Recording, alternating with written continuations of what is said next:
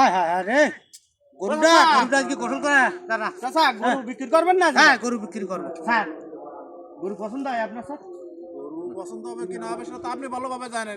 গরুর ব্যাপারে আছে আপনিই বোঝেন যে গরুর কি সমস্যা আছে কি না আছে, আপনি সেটা ভালো করে বোঝেন। চাচা হ্যাঁ। গরুর দাম কত নেবেন? ও দাম শোনা না এ গরু 7-8 কেজি করে তেল মাখাই প্রত্যেকদিন শ্বশুর তেল তাই আর আমার বাড়িওয়ালা যা করে গরু সব সময় আদর যত্ন কত নেবেন গরু? গরু 35,000 একদম আপনাদের দেখি গরু কেজি আছে।